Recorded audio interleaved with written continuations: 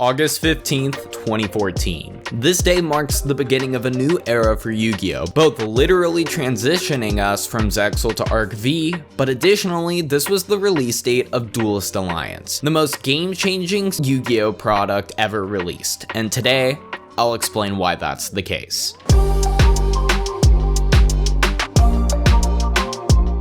To begin, we need to discuss what came before Duelist Alliance, and that was the July 2014 format. We had a plethora of Yu-Gi-Oh! Archetypes to choose from, and I'll give you a few examples. The first one are hat variants. This deck was arguably the best deck of that format, being able to set up a numerous amount of disruptions turn one, and being able to therefore snowball from that point onwards, using cards like the artifacts to act as removal as well as monsters that can overlay into something like a Pleiades. You can also use the Trap Tricks engine in order to snowball advantage by searching trap hole cards, or you can use Trap Tricks Dionea in order to revive a Myrmelio, which Myrmelio will then pop an opponent's card, and then you can overlay for a rank 4. This strategy was pretty simple in what it wanted to do, but it was incredibly effective at doing so at this time. Next, let's talk about Sylvan. Before Soul Charge's release, this archetype was questionably good, whereas post Soul Charge, it gave the deck an ability to swarm like it never had before. Sylvan also was the best Soul Charge deck for its ability to easily stack your deck and eventually draw into it using cards like Hermit Tree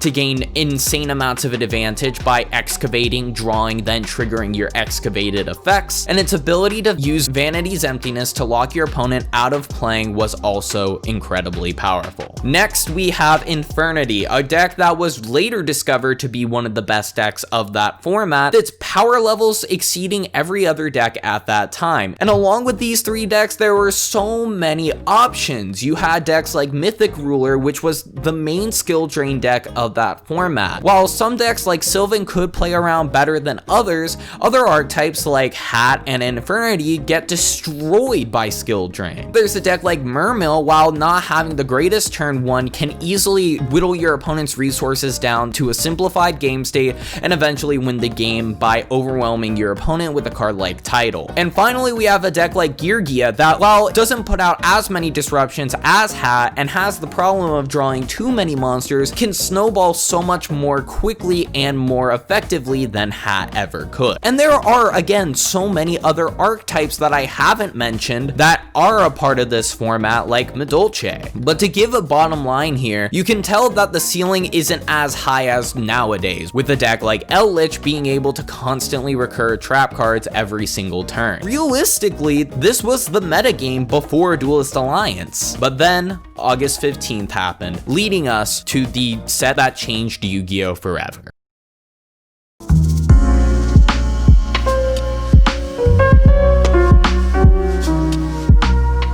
Shaddoll, Burning Abyss, and Tellarknight. These three decks had such a higher ceiling than every other archetype I just mentioned. And like how I was saying that the best decks could float endlessly in 2020, Duelist Alliance was the set that started that trend. Let's take a look through the three archetypes I just mentioned in order to give you an idea of how this was possible. Let's start with Shaddoll. Shaddoll was a flip-based fusion archetype that utilized monsters with good enough flip effects to be considered powerful, but additionally, when they're sent to the graveyard by a card effect, they will give you some form of advantage, whether that be Squamatas, tutoring for any Shaddoll, a card like Beast that can draw you a card when sent to the graveyard by a card effect, Dragon popping spells and traps, and others. This combined with the incredibly powerful extra deck of cards like El Shaddoll Construct, a fusion monster that on summon will send any Shaddoll from your deck to the grave, and just as I mentioned, they all do something when sent to the graveyard by a card effect. Then, if it attacks a special summon monster, it will be destroyed without going to damage count, and when it's sent to the graveyard in any way, you can recur. Now, we also had a card like El Shaddoll Winda, which was powerful for its ability to floodgate your opponent out of special summoning only once per turn, and it could not be destroyed by card effects, removing cards like Bottomless out of the equation for dealing with it. Finally, we have Shaddoll Fusion, one of the most powerful fusion spells ever created for the ability to send monsters from the main deck to the graveyard as material if your opponent controls an extra deck monster. Next, we have Tellarknight. Tellarknight may be the slowest out of the 3 decks,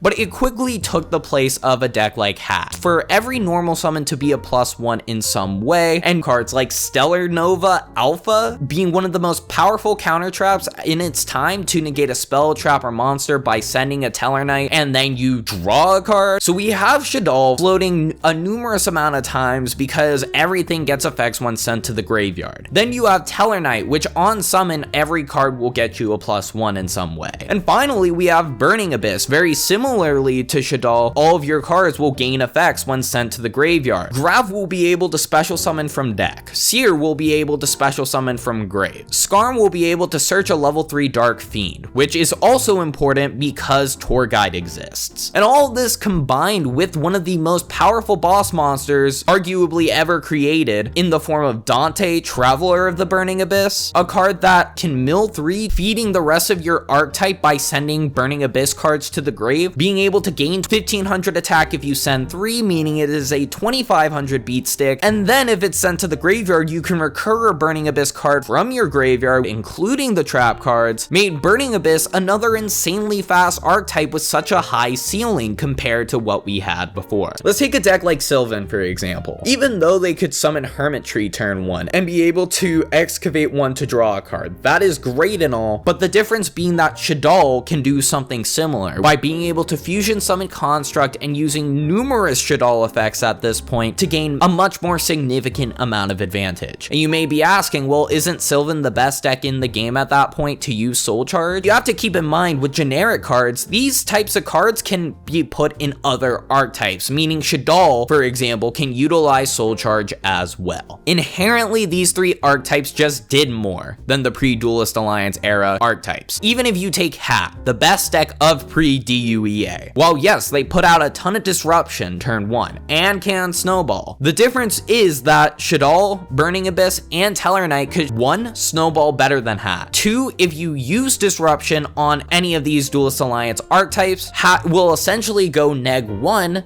because everything will flow. And this wouldn't change anytime soon, as because Duelist Alliance set the precedent for the ceiling of this era of Yu-Gi-Oh! After Duelist Alliance, new sets had to introduce more top tier archetypes to 1, sell product, and 2, change up the metagame. And because of this, you had to make more archetypes that could float just as well, if not better. This led to the creation of decks like Cleafort, Infernoid, Necros, and so many more. And it eventually got to the point where this became the new standard for Yu-Gi-Oh! It is arguable that the game would have gotten to this point eventually, and that it didn't have to be Duelist Alliance that got us there, which is true. It could have been gradual, and we could have been in the same position we're at now. However, it is important to understand that the drastic difference between the ceiling of the pre-Duelist Alliance era and post-Duelist Alliance is what set the stage for the future of Yu-Gi-Oh! And that set, in specific, is what changed Yu-Gi-Oh! Forever. Before you go, make sure to like this video if you enjoyed it and subscribe to the channel for more content like this one. My Discord is in the description as well if you want to join an awesome community. Thank you all so much for watching, and with that, I hope to see you soon.